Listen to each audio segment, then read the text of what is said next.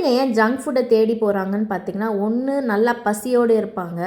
அதுக்கப்புறம் பார்த்திங்கன்னா டிஃப்ரெண்ட்டாக எதனா டேஸ்டியாக சாப்பிட்ணுன்னு அவங்க எதிர்பார்ப்பாங்க. ஸ்கூல்லேருந்து வரும்போது ரொம்ப பசியாக வரும்போது இந்த மாதிரி கொஞ்சம் டிஃப்ரெண்ட்டாக ஹெல்த்தியாக அவங்களுக்கு ஏற்ற மாதிரி கொடுத்தீங்கன்னா கண்டிப்பாக ஜங்க் ஃபுட்டை தேடி போக மாட்டாங்க.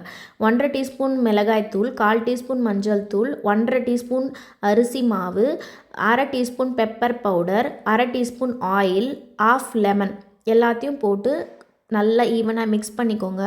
அது கூட பார்த்திங்கன்னா கொஞ்சமாக தண்ணி ஊற்றி ரொம்ப லூஸாக பிசைஞ்சிடாதீங்க. நம்ம ஃபிஷ் ஃப்ரைக்கு எப்படி பண்ணுவோமோ அந்த மாதிரி இதில் மிக்ஸ் பண்ணிக்கோங்க. பன்னீர் அந்த மாதிரி க்யூப்ஸாக கட் பண்ணிவிட்டு நல்லா ஒரு 20 மினிட்ஸ் மேரினேட் பண்ணிவிட்டு தோசை தாவாவில் கொஞ்சமாக ஆயில் ஆட் பண்ணிவிட்டு அதுக்கப்புறமா மீடியம் ஃப்ளேமில் 10 நிமிஷம் வச்சுட்டு ஒரு சைடு திருப்பிட்டு அகெயின் 10 நிமிஷம் இன்னொரு சைடு திருப்பினிங்கன்னா மசாலா ஒட்டாமல் இந்த மாதிரி பிரியாமல் அழகாக வரும்.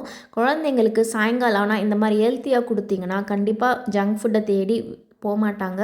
இது கூட சேமியா வச்சு சாப்பிட்டிங்களாலும் நல்லாயிருக்கும். அது கூட வெறுமலை வச்சாலும் சாப்பிட்டா நல்லாயிருக்கும்.